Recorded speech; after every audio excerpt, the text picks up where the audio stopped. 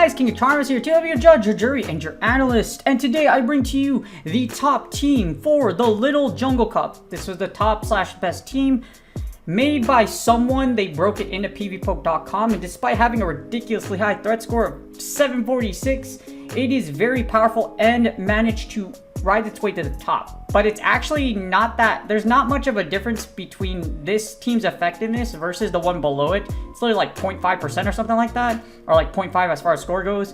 It's the other team that's below this is G-Fist, Skorupi, and Cottonee. So not too much of a variation. Cottonee is in both teams, but this just replaces the front row with Fletchinder and Vigoroth. If you lose the lead with Fletchinder, you can sack it in the lead or you can switch into Vigoroth. I give you two examples here for the 5-0. So if you have a Fletchinder, Cottonee, and Vigoroth, this team is for you. For those of you wondering, yes, I hoard. So the reason I have a Vigoroth is because I hoarded Slackoth Community Day many moons ago, and I had a shiny Vigoroth, shiny Slackoth just sitting there. Somehow, despite purging my shiny storage, some of them survived, and a Vigoroth happened to survive. A shiny Vigoroth happened to survive there. So I do have a shiny Vigoroth for you in the shoutcast. Y'all already know I got Cottonee, and I also have a Fletchinder from the, Fletching Community Day. Yeah, Fletching Community Day. I saved a bunch of them, and then this one happened to be below 500 CP. So evolved it, built it, and here you go. Very likely I will build these for the future or trade them to some poor soul that needs it for PvP, just like I did one of my wrestling kids. So one of my wrestling kids really likes PvP, so and he doesn't have Stardust, so what I did was I gave him a bunch. I gave him a bunch of like PvP mons. So now he has a wall rain. He has a wall ring, he has a trev, he has a bunch of other things. I was willing to burn dust for him because I love my kids and I want them to be successful. So he will be great, and he's already great. So he could be, he has a very, he's able to make legend. It's just like the knowledge piece of it. So anyways, before we get started, this is a 5-0 with the top team/best team for Little Jungle Cup by data. So technically this is the best team. But before we get started again, this is my mental health tip of the day, therapist mental health tip of the day, and it's going to be that make sure y'all look out for your friends and make sure good connections is meaningful. Having friends that are having a community out there where you vibe with, or just that close group that you go out with, hang out with, is a great way to de-stress through the week. And unfortunately, we had community day cut by 3 hours, and it's kind of interesting because there's really nothing bad with having a longer community day. With a longer community day, for those of you that were less fortunate to play, I empathize with you, like not even just as a therapist, but some people don't have enough time to make it during those hours, so they were able to make those hours during that time. Along with that, yes, I've been playing before, so before people come and comment are like, but it was just 3 hours before. Yeah, I know it was 3 hours before. I played heavily during the 3-hour community days. I would have lunch with my friends, but that's the thing. It's called community day. So I would spend 3 to 6 hours with some of my friends for community day. And the purpose of community day is to build your community and go out with your community. So it's like, why? The reason behind this whole thing is because Niantic scan. So what Niantic does, and my friend explained this because he works in the San Francisco gaming industry as well, I worked HR, he's a senior engineer developer for another game company, and he works in San Francisco as well. So how the mapping data quests, they want you to go out there and map the data so they could sell it to other people or make that complete map of the world like they've been doing. That's their whole purpose. For those of you that want to deeper into it, it's like Star Wars, like the Empire, but that's basically why Niantic did it. It's not they want community day, they want you to go out there, do map quests, and sell data. They could care less about the community, really. But my tip for you is to, even though it's less, try to make it out there. If you do have a close group you go out with, try to take the day off. If you can't, try to organize another time outside of community day so you can hang out with your community. Because, again, friends are valuable.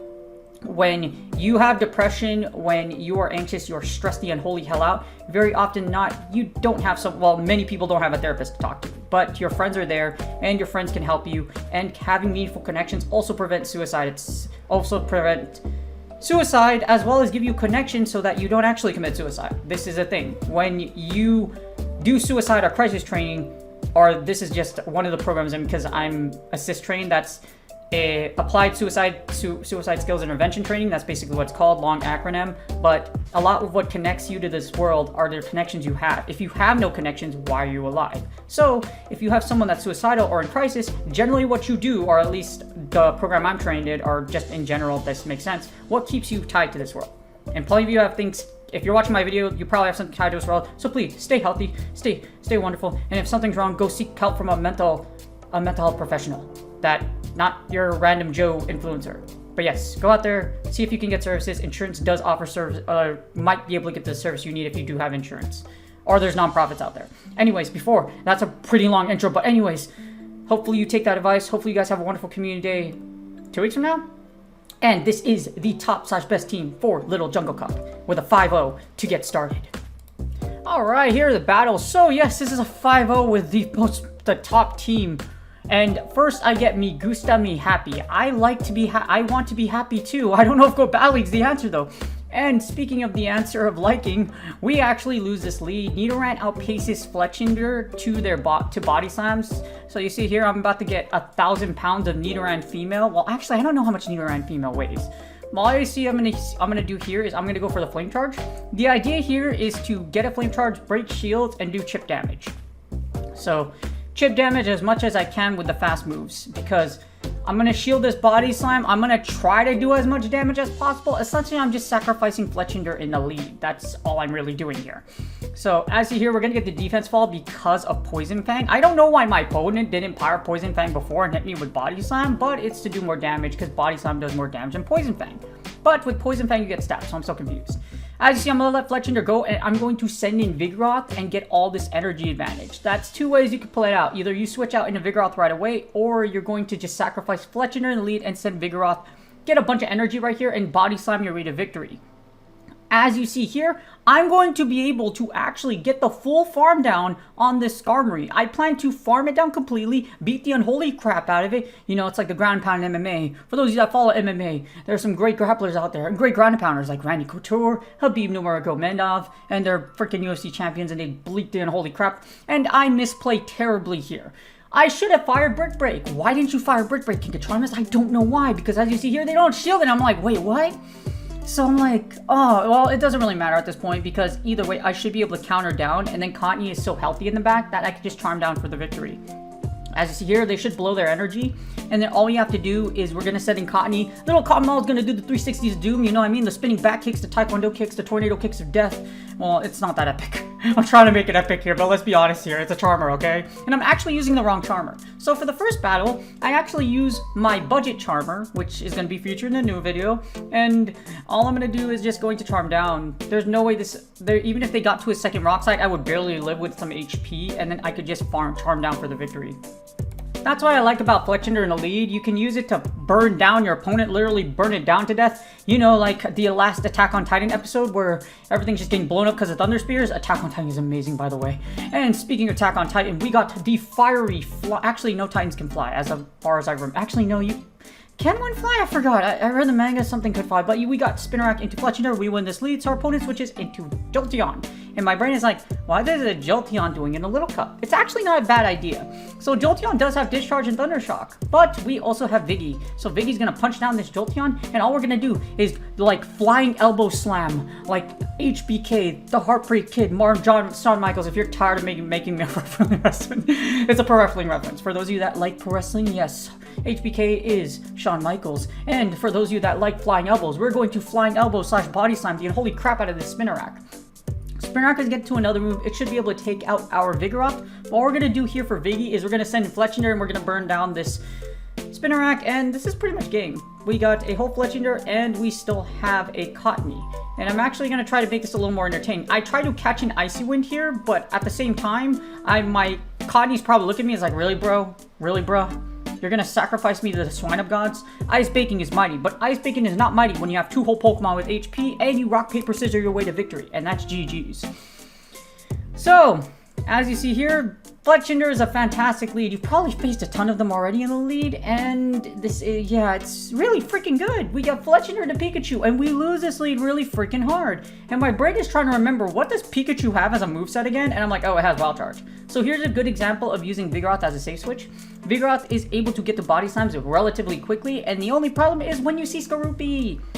So Skorupi can outpace you to those Aqua Tails. It takes 4 Poison Stings for them to get to an Aqua Tail. It takes you 5 counters to get to a Body Slam. So if you do the math, they're going to be ahead no matter what you do, unless you get that counter through. However, Skorupi, I think Skorupi wins CMP, so it doesn't matter if you even up.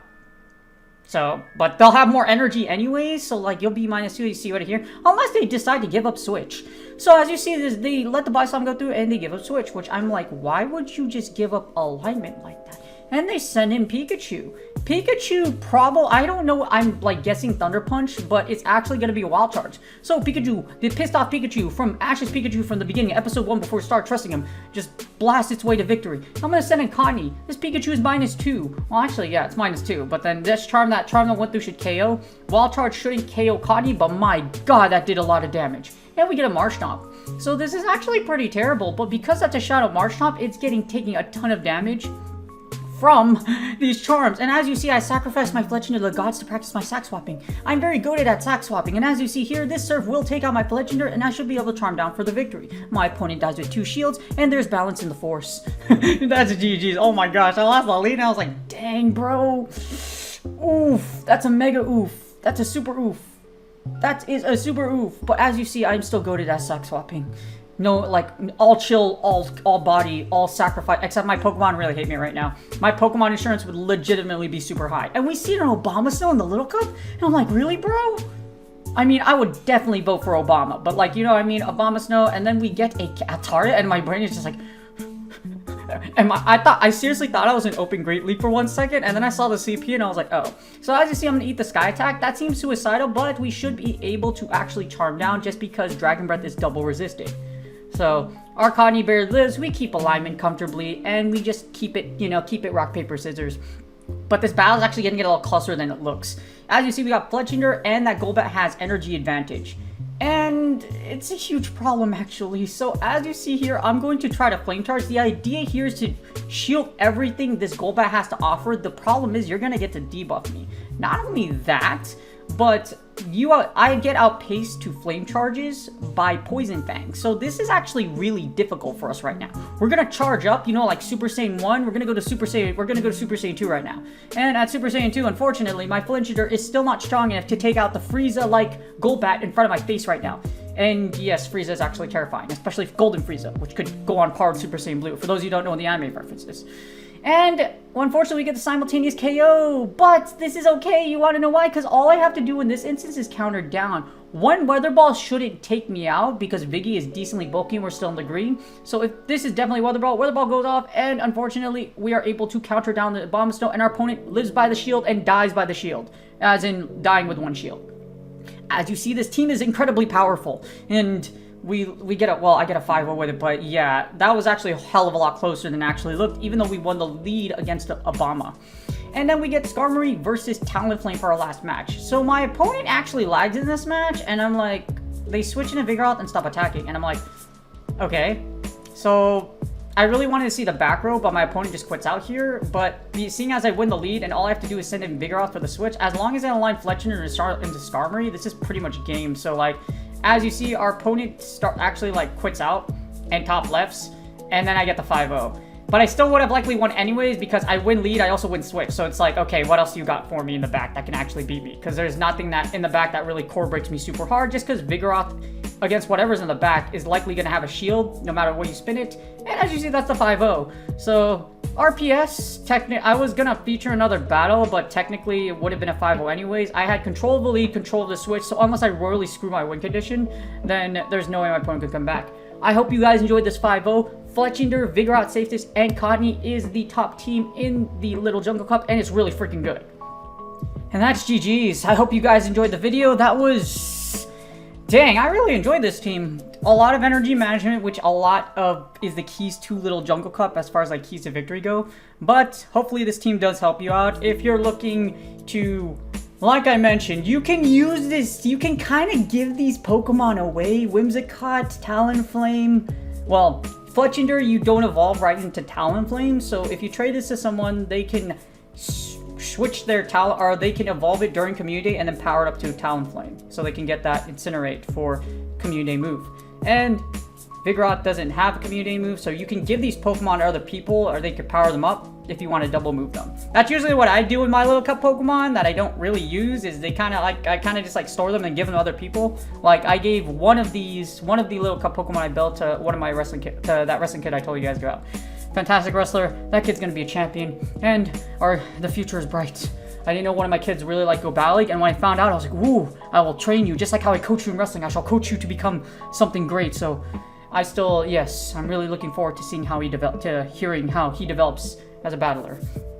But speaking of developing, please do me a huge favor. Please like, subscribe, and comment for the YouTube algorithm. You can easily subscribe by, you see that little box on right? You can easily subscribe by putting your mouse over it, and you can subscribe from over there. That little box right there. Really appreciate my current subscribers. Also follow me on Twitch. My new solid stream schedule is going to be Monday, Tuesday, Saturday, Sunday from 6:30 a.m. to 7:30 a.m. is when I usually will start, and then it goes to whenever I have to get off or whenever I'm finished streaming for the day. So I've seen some of you there. I really appreciate y'all. I really appreciate all of you that comment and like my videos for YouTube algorithm. You guys are the best. Y'all are absolutely goated. Hopefully you guys are having a great time in a little Jungle Cup. I know I say that really because some of y'all hate minus 500 CP Cups, but hopefully either way, that or you're having a nice break from Go Battle League because you don't want to do a little Jungle Cup or Open Great League. Good luck on your Go Battle League sets. Hopefully y'all have reached rank 20 rating, got your Galadion pose, and hopefully you got a good Pika Libre, and I will see you guys on the next video.